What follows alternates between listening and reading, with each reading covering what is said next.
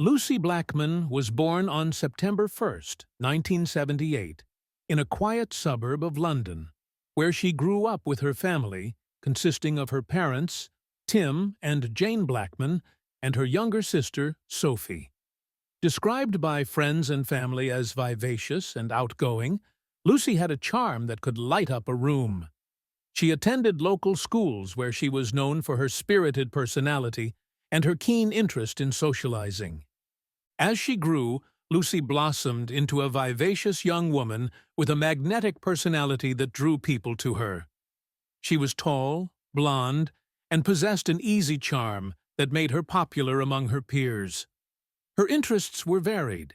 She loved the arts and harbored a passion for meeting new people and experiencing new cultures.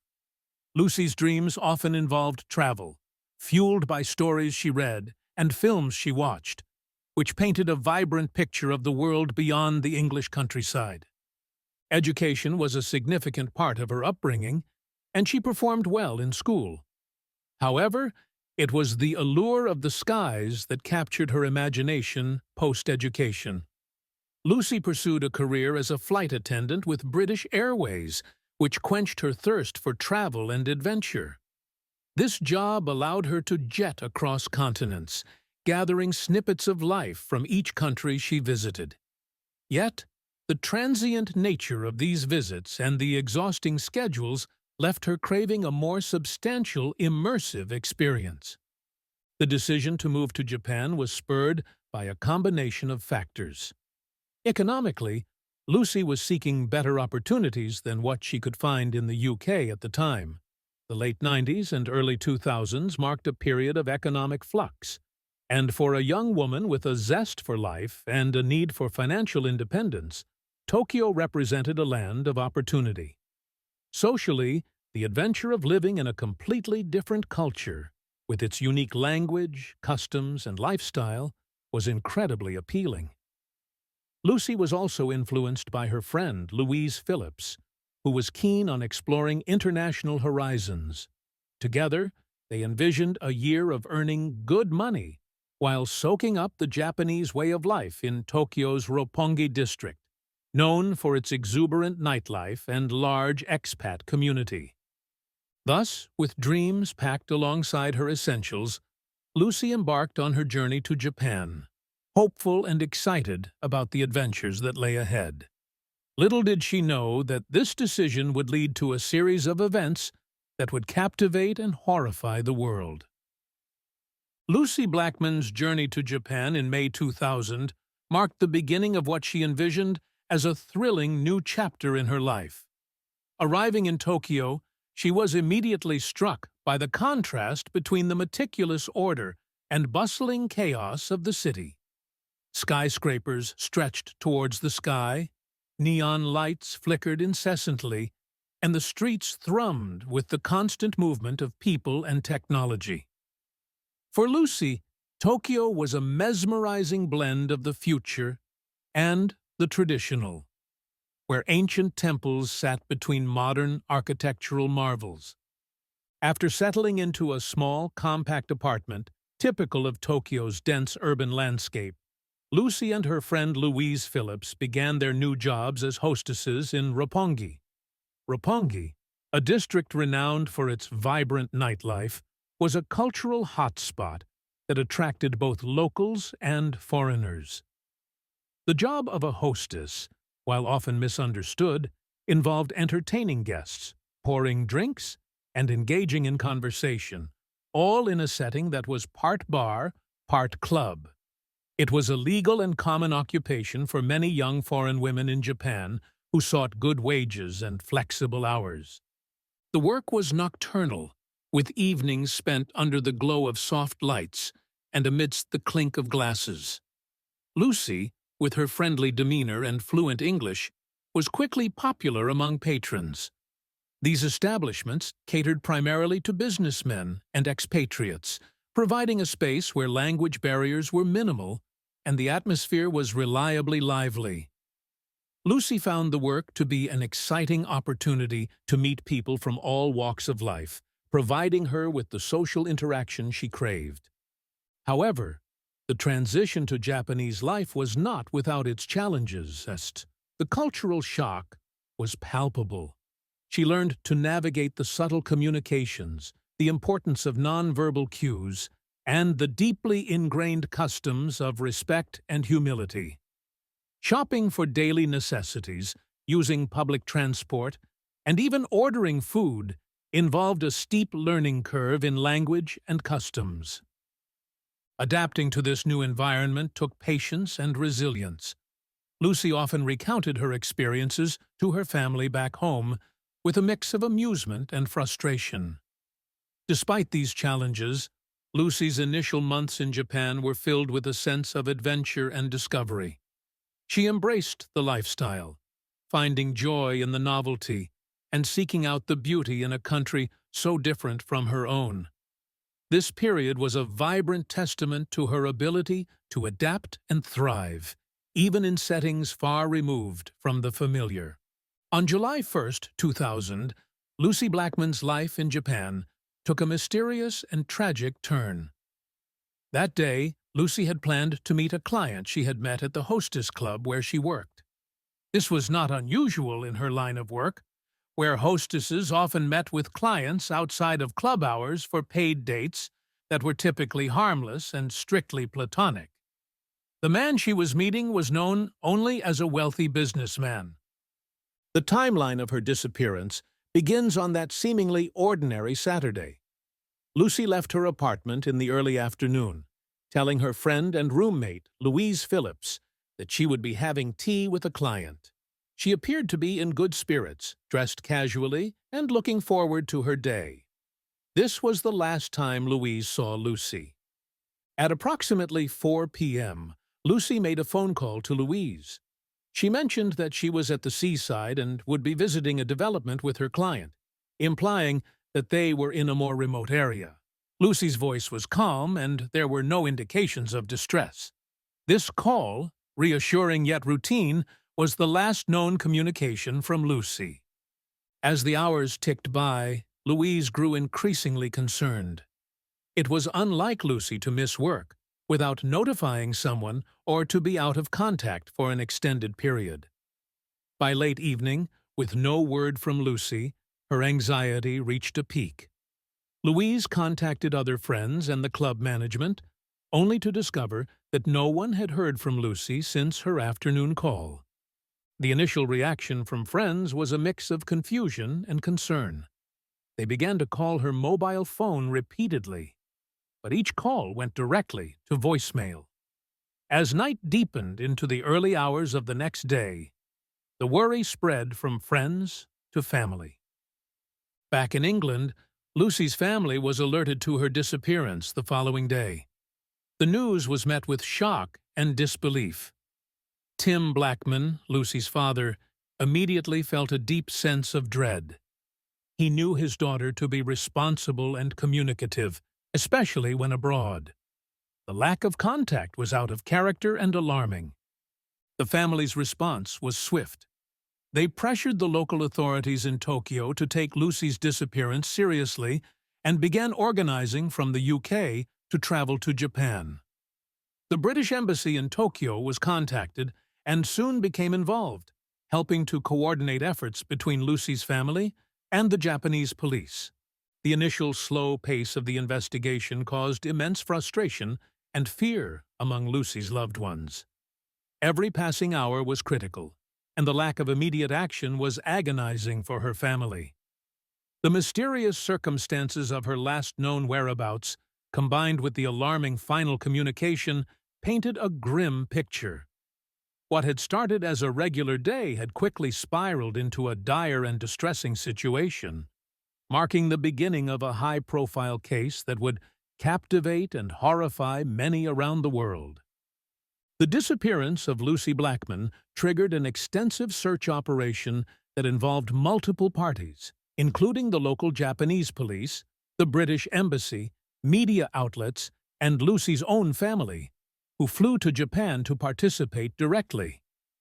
Initially, the response from the local police was criticized for being sluggish. Cultural differences and bureaucratic procedures were cited as reasons for the delayed action. However, as pressure mounted from the British Embassy and the increasing international attention the case was drawing, the police intensified their efforts. The British Embassy played a crucial role in bridging the gap between Lucie's family and the Japanese authorities. They facilitated communications and provided consular support, ensuring that the Blackman family was kept informed of any developments. The embassy's involvement was vital in navigating the complexities of an international missing person case, helping to expedite the search process and bring more resources to bear. Meanwhile, the media became an indispensable tool in the search for Lucie. News of her disappearance quickly spread across Japan and the United Kingdom, capturing public interest and sympathy. Major newspapers, television stations, and later, internet platforms covered the story extensively, appealing to the public for any information that might lead to Lucie. The media attention not only heightened public awareness, but also put additional pressure on the authorities to resolve the case. Lucie's father, Tim Blackman, and her sister, Sophie, arrived in Tokyo shortly after her disappearance became known. They were met with a media frenzy, which they used to their advantage, giving interviews and making public appeals for information about Lucie's whereabouts. The family distributed thousands of flyers and posters featuring Lucie's photo throughout Tokyo, especially in areas where she was last seen. The search efforts expanded with the volunteers, including both locals and expatriates, joining the efforts to find Lucie. These volunteers canvassed neighborhoods, spoke with residents, and followed up on any potential sightings or leads. Social events and community gatherings often turned into impromptu awareness campaigns about Lucie's case. Despite these exhaustive efforts, the search was met with numerous challenges. The vastness of Tokyo, combined with the initial lack of concrete leads, made the search operation daunting. The language barrier and differences in legal and police procedures further complicated the efforts. Nevertheless, Lucie's family, supported by the British Embassy, the media, and a growing number of concerned citizens, continued their relentless pursuit, hoping for a breakthrough that would bring Lucie home. The investigation into Lucie Blackman's disappearance faced myriad challenges from the onset, compounded by cultural and legal differences that influenced the course of the inquiry. As the Japanese police intensified their efforts under international scrutiny, several key challenges and complexities emerged. One of the most significant hurdles was the cultural difference in handling such cases.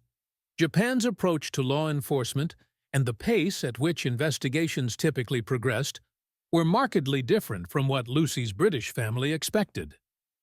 The Japanese legal system is known for its methodical and sometimes slow-moving procedures, which prioritize thoroughness over speed. Additionally, privacy laws in Japan and the way information is shared with the public and foreign entities posed another layer of complexity. These laws often restricted the flow of information about the investigation, leaving the family and the media speculating and sometimes out of sync with the latest developments. From a logistical standpoint, the sheer scale of Tokyo made the search and investigation daunting. The densely populated city with its myriad hiding spots presented significant physical barriers to an effective search. Additionally, the initial lack of eyewitnesses or clear CCTV footage of the areas Lucie was last known to visit hindered the ability to track her movements after her last confirmed sighting. The language barrier further complicated the investigation. The need for translators to facilitate communication between Lucie's family, the British authorities, and the Japanese police sometimes led to misunderstandings and delays in relaying critical information. The investigation initially focused on the last known person Lucie was seen with, a businessman who had met her through the Hostess Club. This man, Joji Obara, quickly became a key suspect as the police looked deeper into his background. Obara's history revealed troubling details.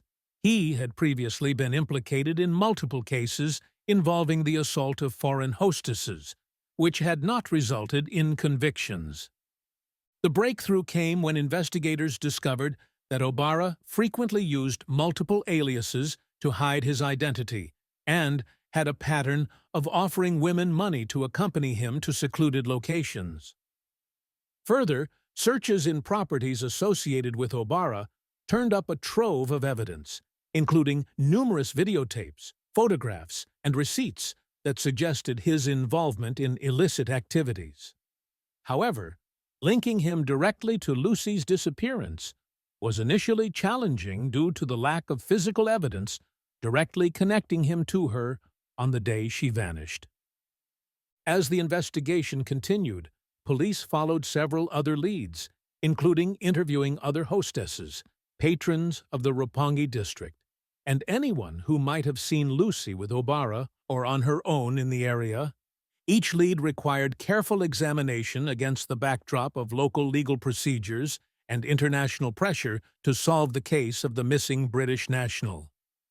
The investigation into Lucie Blackman's disappearance eventually centered on Joji Obara, a figure whose background and actions would come to dominate the latter stages of this tragic case.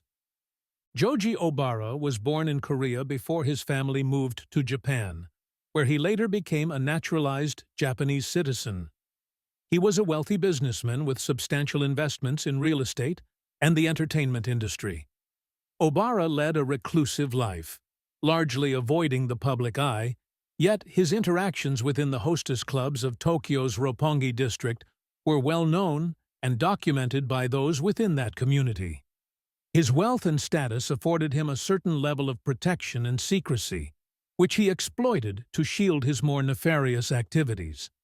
Obara was arrested in October 2000, 3 months after Lucie's disappearance, initially on charges related to multiple sexual assaults on foreign hostesses, crimes that came to light during the investigation into Lucie's case. As the police delved deeper, they uncovered evidence of a pattern of predatory behavior towards foreign women, which seemed to fit the circumstances of Lucie's last known movements. Following further investigation, Obara was eventually charged with the abduction, dismemberment, and disposal of Lucie Blackman, in addition to the rapes of several other women. These charges were primarily based on circumstantial evidence, including traces of Lucie's blood found in his condominium and a series of damning diary entries that suggested his involvement. The trial of Joji Obara was a protracted and complex affair, fraught with legal challenges and intense media scrutiny. It began in 2001 and continued for several years, delving into the gruesome details of Obara's alleged crimes.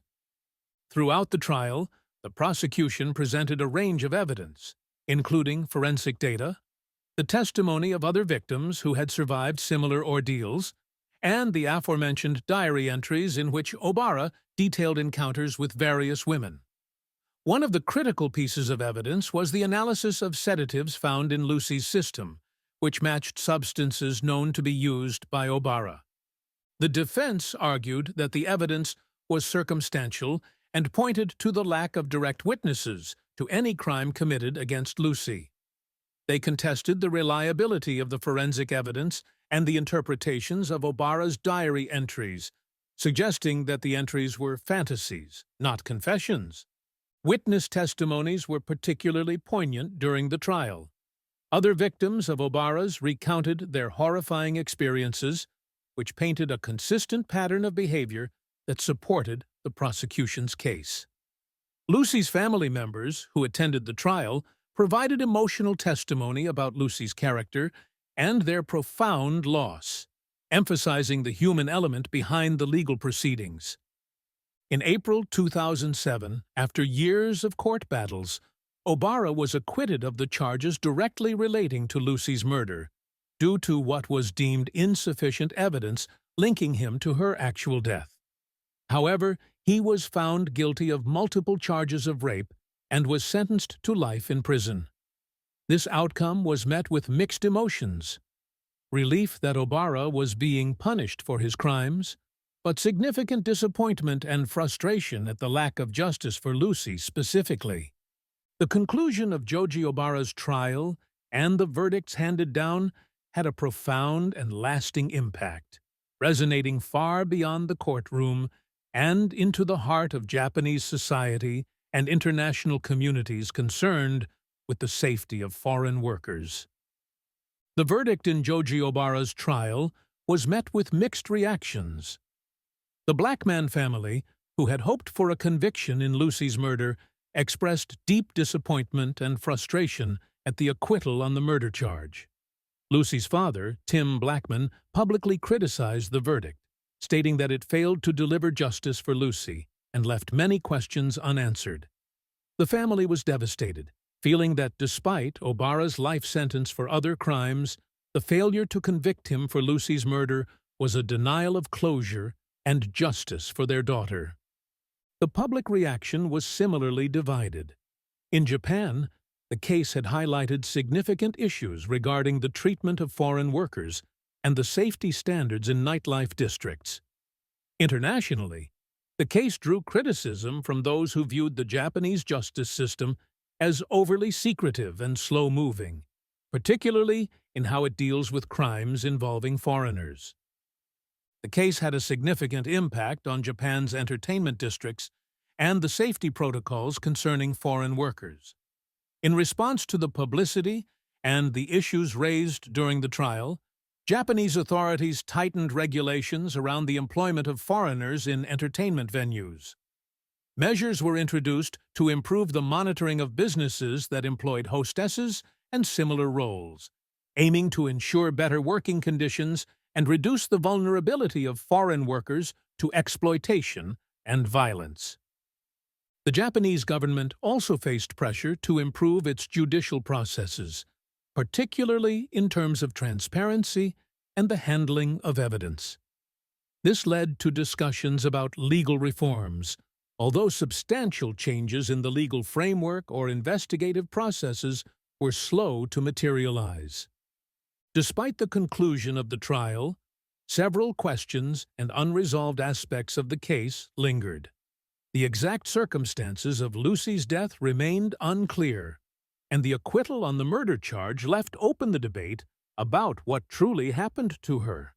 Critics of the verdict pointed to gaps in the police investigation, particularly in the early stages, which might have missed critical evidence that could have conclusively linked Obara to the murder. Furthermore, the case continued to be a touch point in discussions about the challenges faced by expatriates in Japan, the risks associated with the nightlife industry, and the broader implications for community safety and international relations. The Lucie Blackman case remains a poignant reminder of the vulnerabilities that can exist for foreigners living abroad, prompting ongoing discussions about cultural integration, legal protections, and the responsibilities of host countries to ensure the safety of all residents. As such, the legacy of the case extends beyond the personal tragedy experienced by Lucie's family, influencing policy, public awareness, and the expatriate experience in Japan. Lucie Blackman's untimely and tragic disappearance and death left a profound impact on her family, friends, and the broader community. Her memory is preserved through personal reflections, public actions, and ongoing efforts to improve safety for foreigners living abroad.